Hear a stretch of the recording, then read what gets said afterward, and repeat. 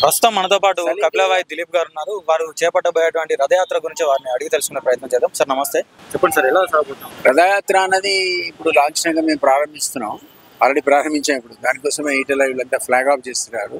ఇది ఎక్కడి నుంచి జోగులాంబ, మేము దారిలో షాద్నగర్లో ఒక meeting, corner meeting, next night halt Jogulamba, తెల్లారి నుంచి గద్వాల, వనపర్తి, ఆ రూట్ నుంచి కల్వకుర్తి నుంచి వీళ్ళు గోటు నల్గొండ అంటాడు, మునుగోడు, అదేవిధంగా నల్గొండ తర్వాత సూర్యాపేట, కోదాడ, దెన్ ఖమ్మం నుంచి సత్తుపల్లి, అశ్రావుపేట, రిటర్న్లో కొత్తగూడెం, భద్రాచలం, అక్కడి నుంచి ఏటూరు నుంచి ములుగు, వర్ధన్నపేట, పర్కాల నుంచి వరంగల్లో కంక్లూడ్ అవుతుంది ఫస్ట్ ఫేజ్. మొత్తానికి 6 జిల్లాలు.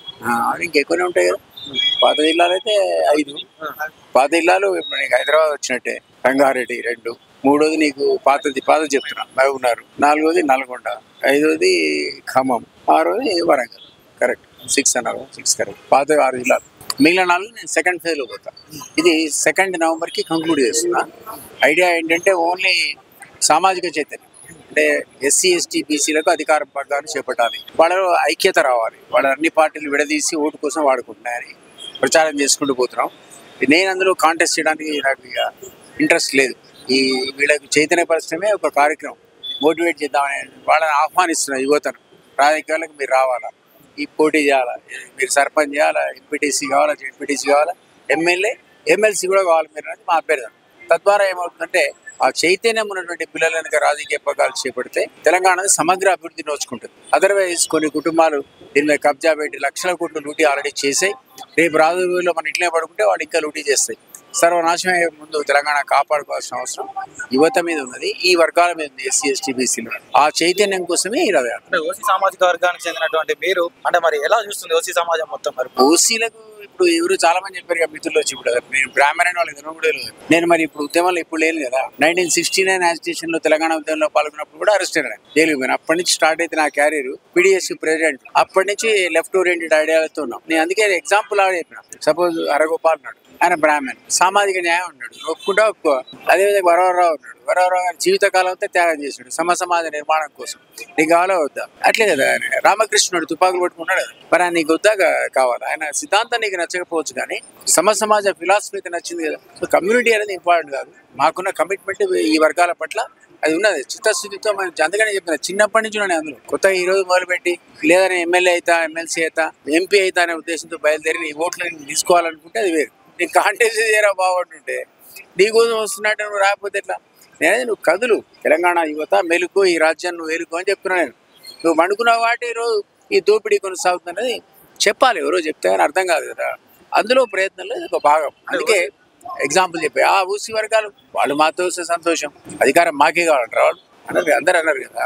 ఉన్నది డెఫినెట్లీ ఇప్పటికి కూడా ఆ వర్గాల చేతుల లోపల నిజానికి అధికారం ఉన్నది, వాళ్ళ డబ్బు ఉన్నది, వాళ్ళు కమాండ్ చేసేటువంటి పొజిషన్లో ఉన్నారు. అక్కడి నుంచి బయటపడాలి. ఆ తాగుడుకు లేకపోతే ఇచ్చే డబ్బులు కక్కుర్తి పడితే అధికారం వాళ్ళ చేతిలోకి వెళ్ళిపోతుంది. మనం చూసాం కదా ఇన్నేళ్ల అనుభవంలో ఆ వర్గాలకు అధికారం పోతే ఏం జరిగిందో చూసాం. కాబట్టి అక్కడి నుంచి ఎవరు తీసుకురావాలి బయటికి? ఈ ఎస్సీ ఎస్టీ బీసీలే పూనుకోవాలి, వాళ్ళు యునైట్ కావాలి. యునైట్ మీకు సాధ్యపడదు. అది నా లక్ష్యం. అంటే ఓసీ సమాజం నుండి మీకు ఏదైనా వ్యతిరేకత వచ్చే అవకాశం? అడుగు, నన్ను అడుగుంటాడేమో. కేసీఆర్ అడుకోలే, వీళ్ళే అడుకుంటారు నన్ను.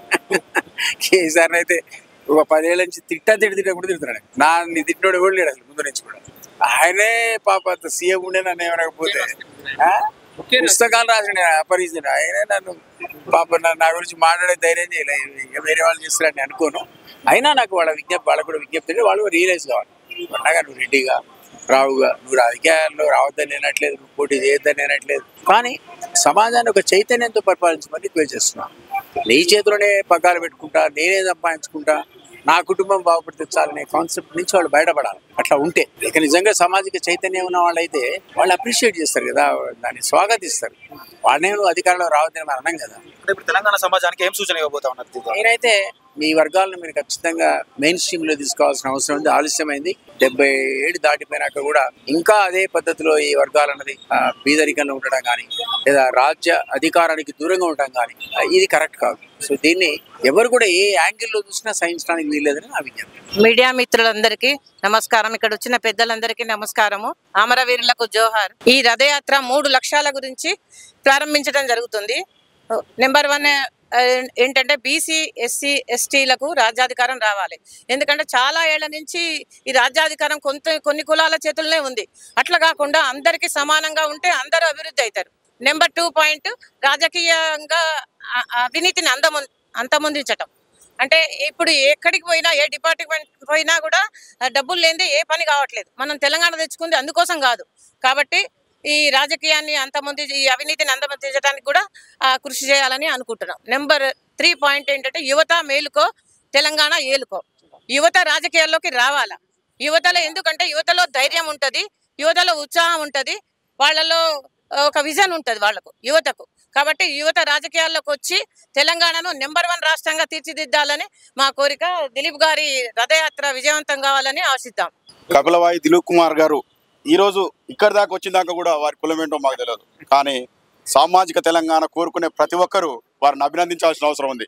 సామాజిక తెలంగాణ కోరుకునే ప్రతి ఒక్కరూ అగ్రకుల ఆధిపత్యానికి మాత్రమే వ్యతిరేకం, అగ్రవర్ణానికి మాత్రం వ్యతిరేకం కాదు. అట్లా సామాజిక తెలంగాణ కోసం, ఎస్సీ ఎస్టీ బీసీ రాజ్యాధికారం కోసం ఎవరు పనిచేసినా సామాజిక తెలంగాణ రథయాత్రకు మద్దతుగా ఉంటాం. అట్లా ఉస్మానియా యూనివర్సిటీ కూడా మద్దతు ఉంటుంది. Thank you. మన కపిలవాయి దిలీప్ కుమార్ అన్న గారు, మేము తెలంగాణ ఉద్యమం నుంచి చూస్తున్నాం. ఆయన చూడని ఉద్యమాలు లేదు, సాధించిన విజయాలు లేవు. ఆయన తెలంగాణ తొలి దశ తెలంగాణ నుంచి మన దేశ తెలంగాణ దగ్గర తెలంగాణ సాధించినటువంటి వ్యక్తి. అదేవిధంగా మాకు ఎన్నో సందర్భంలో మాకు మార్గదర్శిగా ఉన్న వ్యక్తి కూడా. ఈ రోజు బీసీ ఎస్సీ ఎస్టీల రాజ్యం కోసం, వాళ్ళని రాజ్య సింహాసనంలో కూర్చోబెట్టడం కోసం, బాబాసాహెబ్ అంబేద్కర్ గారి ఆశయాలు నెరవేర్చడం కోసం ఆ యొక్క ఓసీల నుంచి కూడా, అగ్రవర్ణాల నుంచి కూడా వచ్చి ఎవరు పనిచేస్తలేరు అనుకున్నాం. అందులో వచ్చిన మొట్టమొదటి వ్యక్తి మన కపిలవాయి దిలీప్ కుమార్ అన్న గారు. కపిలవాయి దిలీప్ కుమార్ అన్న గారి యాత్రకు సంపూర్ణ మద్దతు మా political front chairman Balagonda Balaraju Goud అన్న గారు తెలిపారు. నేను పొలిటికల్ ఫ్రంట్ కన్వీనర్గా మా కూడా పూర్తి సహకారంతో అన్నగారి యాత్రకు మేము పూర్తి సహకారంతో మద్దతు తెలియజేస్తాను.